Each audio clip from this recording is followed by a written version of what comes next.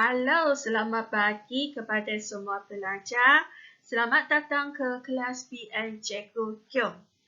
Hari ini apa yang akan kita belajar? Mari kita tengok.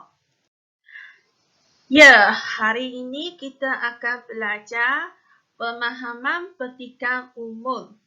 Seperti yang kamu tahu, pemahaman petikan umum di dalam kertas 2 bahagian B. So, hari ini cikgu akan bawa kamu sama-sama kita belajar membuat latihan untuk petikan umum. Okay. Sebelum itu, cikgu nak terangkan format peperiksaan. Calon akan diberikan 2 petikan yang mempunyai tema yang hampir sama. Petikan akan diambil daripada majalah, akhbar dan internet. Calon akan diajukan 4 soalan. Kemungkinan soalan ialah masuk frasa, persamaan dan perbezaan daripada 2 petikan. Soalan khebat berdasarkan petikan dan soalan khebat juga masih berdasarkan petikan. Okay. Kita lihat panduan menjawab. Panduan menjawab. Calon diajukan 4 soalan yang membawa 12 markah dengan pecahan 2 markah, 3 markah, 3 markah dan 4 markah. Calon diminta membaca petikan dan membuat perbandingan sebelum menjawab soalan yang diajukan. Calon perlu melihat markah untuk menentukan jumlah isi yang patut disertakan.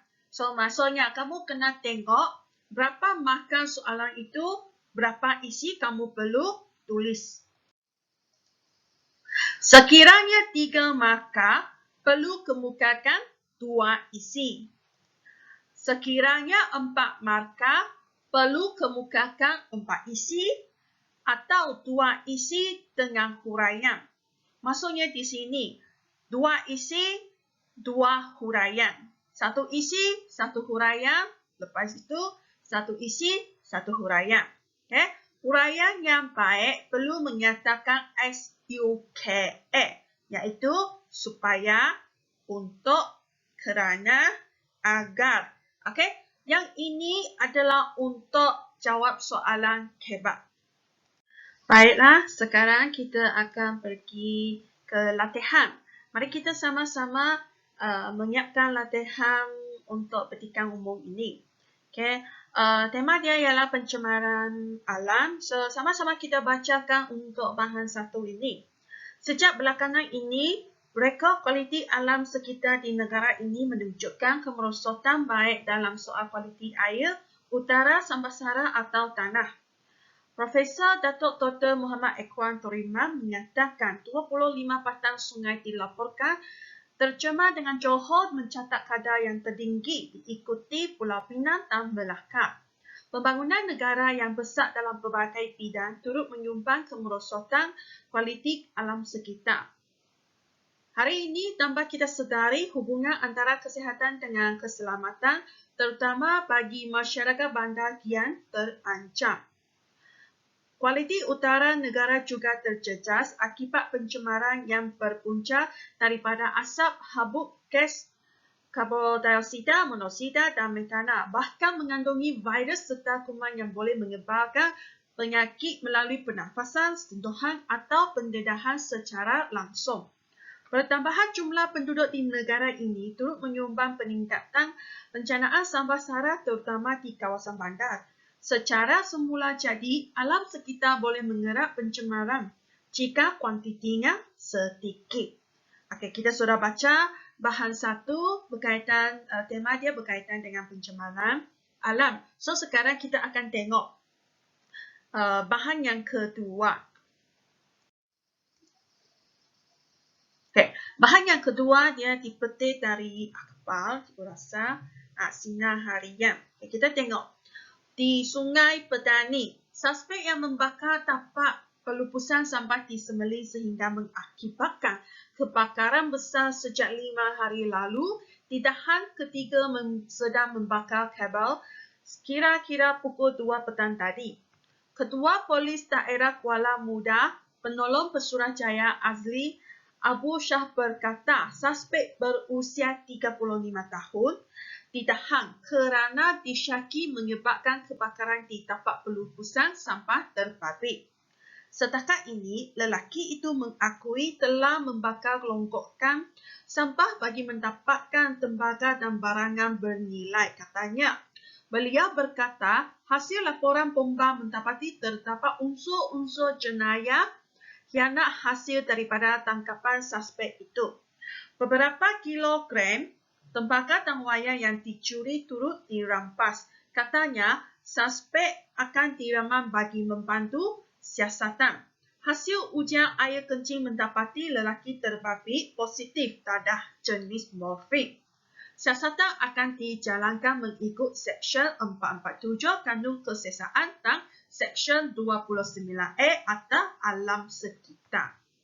Okay. Dua-dua bahan ini dia telah memberikan maklumat tentang pencemaran alam. So, seterusnya, mari kita tengok soalan 1. Okay. Sebelum kita nak mulakan ni, cikgu nak kamu keluarkan sehelai kertas kajian untuk salin soalan dan sama-sama kita menjawab soalan. Okay, kita tengok soalan 1. Tadi cikgu sudah ada cakap soalan 1 dia ialah suruh kamu cari maksud frasa. Okay, sini ada 2 markah. Berdasarkan bahan 1, berikan maksud menyumbang kemerosotan. Okay, kita lihat bahan 1 kita. Apabila kita nak tulis jawapan, rangkai kata menyumbang kemerosotan bermaksud. Okay, apabila kamu nak jawab soalan untuk soalan 1, okay, jangan lupa kamu mulakan ayat dengan rangkai kata. Rangkai kata menyumbang kemerosotan bermaksud. Okay, kita tengok. Okey, kita tengok di bahan 1 ni di mana frasa itu. Okey. Menyumbang kemerosotan kualiti alam sekitar. Kita tengok ayat ini. Pembangunan negara yang besar dalam berbagai bidang turut menyumbang kemerosotan kualiti alam sekitar. So, maksudnya di sini ayat ini, dia negara dia semakin besar. Okay, semakin besar dalam berbagai bidang. So, maksudnya kalau semakin berkembang besar, maksudnya dia semakin menjadi pencemaran alam sekitar. So, maksudnya kualiti alam sekitar dia akan menjadi semakin kurang. So, di sini dia pun cakap menyumbang kemerosotan kualiti. So, boleh difahami sebagai menyebabkan kualiti alam sekitar semakin kurang. So, kita nak buat rangkai kata ini maksud dia. Okay. Kita tengok jawapan dia. Jawapan dia bermaksud membantu mengurangkan. Menyumbang kemerosotan, okay, boleh cakap membantu mengurangkan kualiti alam sekitar. Okay, di sini sahaja sudah dapat 2 markah. Okay, boleh? Jangan lupa sama-sama kita buat soalan. Kalau sudah, kita akan pergi ke slide yang seterusnya. Seterusnya, kita akan tengok soalan yang kedua. Soalan 2, merujuk bahan 1 dan bahan 2. Nyatakan punca kualiti udara terjejas dan usaha kerajaan menangani masalah tersebut. So, soalan yang kedua, dia ada 2 permintaan di sini. Di sini, nyatakan punca berdasarkan bahan 1 dan bahan 2. So, kamu kena tengok balik bahan 1 dan bahan 2. Punca kualiti udara terjejas. 1, kamu kena cari jawapan untuk punca kualiti udara terjejas dan usaha. Usaha kerajaan menangani masalah tersebut. Okey, macam mana kita tengok? Kita tengok balik bahan 1. Okey. Kita nak carikan punca dia. Okay. Kita tengok perenggan yang kedua. Kualiti udara negara terjejas akibat pencemaran yang berpunca daripada asap, habuk, gas gas karbon dioksida, monoksida dan metana bahkan mengandungi virus serta kuman yang boleh menyebarkan penyakit melalui pernafasan, sentuhan atau pendedahan secara langsung. Okey, di perengkang baris yang pertama kita sudah boleh nampak. Okey, sini dia ialah punca. Okey, punca pencemaran. Okey, so nanti kamu ambil jawapan ini, tuliskan jawapan dia. Okay, kita tengok bahan yang seterusnya. Okay, tadi soal permintaan yang kedua ialah langkah kerajaan untuk menerangi masalah ini kan. So kita tengok sini. Bahan dua dia telah cakap suspek membakar. Membakar itu telah ditahan. Mengatakan polis ini suspek berusia 35 tahun ditahan kerana disyaki menyebabkan kebakaran di tempat pelupusan sampah terbabit. So maksudnya kerajaan yang telah mengambil tindakan dia ialah ini ditahan oleh polis. Kita tengok macam mana kita nak tulis jawapan dia. Kita tengok sini. Kualiti udara terjejas. Kamu mulakan ayat itu. Kualiti udara terjejas akibat pencemaran yang berpunca daripada asap, habuk, gas karbon dioksida, monoksida dan metana bahkan mengandungi tadi jawapan yang telah kamu carikan di petikan bahan satu sana.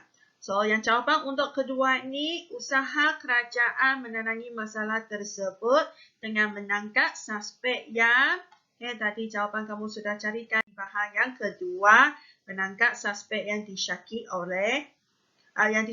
telah menyebabkan kebakaran di tempat pelupusan sampah. Okay, tadi yang jawapan yang pertama dari petikan bahan yang pertama mengandungi virus serta kuman. Okay, so ada masalah untuk soalan yang kedua? Kalau tidak ada, okay, kita akan pergi ke slide yang seterusnya. Baik, seterusnya kita akan tengok soalan yang ketiga. Okey, soalan 3, masalah pencemaran alam terus berlaku walaupun berbagai usaha telah dilakukan oleh kerajaan. Pada pendapat anda, mengapakah masyarakat berterusan melakukan pencemaran alam sekitar? Minta maaf, ini pencemaran alam sekitar. Okey, kamu tanya, kenapa masyarakat dia terus melakukan pencemaran alam sekitar walaupun pelbagai usaha telah dilakukan oleh kerajaan?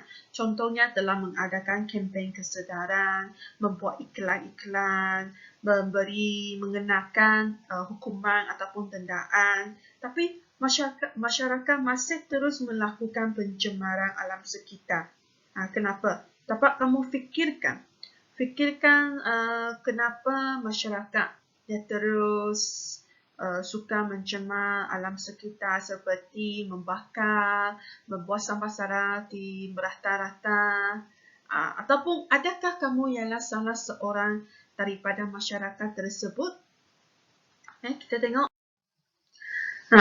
So, masa kamu nak jawab soalan untuk soalan 3, dia tanya pendapat kamu. So, ayat yang pertama, kamu mulakan ayat kamu dengan pada pendapat saya, masyarakat terus melakukan pencemaran alam sekitar kerana apa?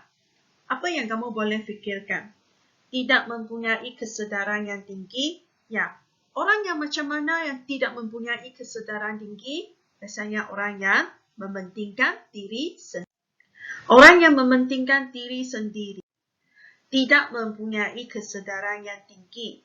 Dia memang rasa, okey, saya membuang sampah, tapi saya tidak rasa membuang sampah boleh membawa kesan yang teruk kepada diri sendiri. So, dia tak pernah kena, so tidak akan mempunyai kesedaran yang tinggi.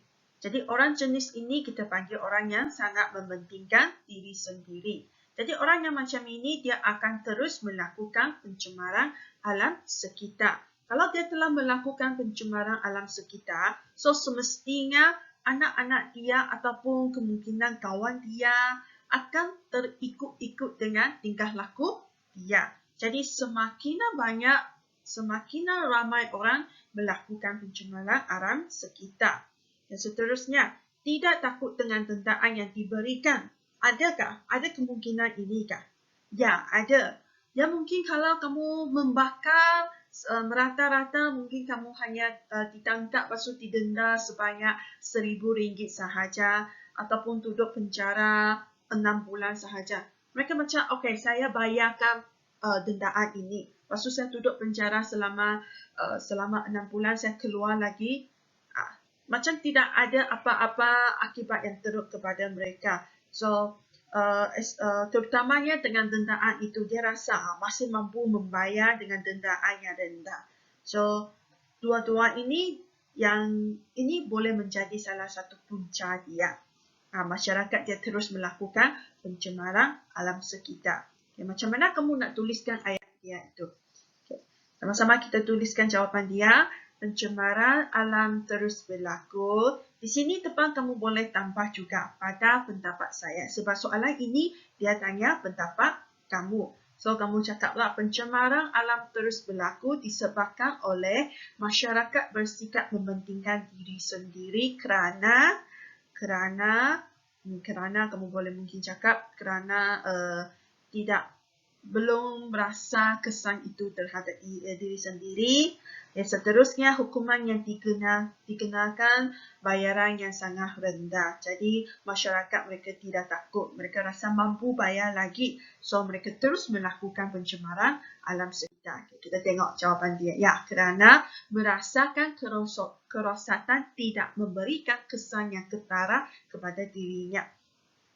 Jadi, ini menunjukkan sikap mementingkan diri sendiri. Okay, untuk seterusnya, hukuman yang dikenakan tidak menakutkan. Tidak menakutkan dan denda yang dikenakan masih mampu dibayar. So, masyarakat mereka akan fikir begitu. Jadi mereka akan rasa, okey, tidak apa, saya bayar, so sudah selesai masalah ini. Okay. Mereka tidak akan berasa apa-apa salah, asalkan saya bayar denda. So, mereka terus melakukan pencemaran alam sekitar. Okay, boleh? Boleh untuk soalan yang ketiga? Kalau boleh, kita pergi ke soalan yang seterusnya, soalan terakhir kita. Okay. Soalan yang 4, soalan hebat juga. Kumpulan anda ditugaskan oleh Kelab Pencipta Alam Sekitar untuk membersihkan pantai yang tercemar. Nyatakan usaha-usaha dilakukan oleh kumpulan anda untuk menarik perhatian orang ramai agar mengunjungi pantai yang sebelum ini sepi daripada perhatian masyarakat. So, soalan ini dia cakap, kamu ditugaskan oleh Kelab Pencipta Alam Sekitar. Okay. Kamu ditugaskan untuk membersihkan, kumpulan kamu lah, membersihkan pantai. So, apakah usaha yang boleh kamu lakukan, kumpulan kamu? So, di sini kamu boleh nyatakan pandangan kamu. Macam mana kamu nak lakukan untuk menarik perhatian orang ramai untuk mengunjungi pantai yang sebelum ini dia sepi, lepas tu tak ada orang, tak ada pelancong datang mengunjungi pantai ini. So, kita tengok apa sebenarnya yang kamu boleh lakukan. Baiklah, kita boleh tengok sini. Okay, kumpulan anda. Okay, kita tengok kata kunci utama dalam soalan ini. Yang cakap kumpulan anda ditugaskan oleh Kelab Pencinta Alam Sekitar. Sepatutnya pencinta alam sekitar. So, apa yang boleh dilakukan oleh kumpulan anda untuk mengunjungi pantai, untuk menarik minat pelancong ataupun orang ramai untuk datang ke pantai, membuat iklan, mengedarkan maklumat berkaitan, menerusi media sosial. Okay, ini semua yang kamu boleh lakukan. Okay, lepas tu untuk menyeru masyarakat bersama-sama gotong royong. Okay, sebab kumpulan kamu tadi soalan dia sudah ada cakapkan. Kumpulan kamu ditugaskan untuk membersihkan pantai. So, maksudnya memerlukan satu aktiviti gotong royong. So, aktiviti gotong royong ini kamu boleh seru kepada masyarakat supaya datang beramai-ramai untuk saling kerjasama untuk membersihkan pantai. So, So, di sini tugas utama kamu itu, kamu boleh menetapkan satu masa dan tarikh yang dijanjikan. Okey, kita lepas tu sama-sama membersihkan, menghias, menceriahkan pantai bersama-sama. Selepas itu, setelah kamu sudah bersihkan, mestilah kamu kena menghebah-hebahkan di media sosial. Sama ada melalui televisyen, radio, ataupun dari internet. Okey, untuk menarik minat pelancong datang melawat ke pantai kamu itu. So, untuk jawapan kamu boleh tulis macam ini. Okey.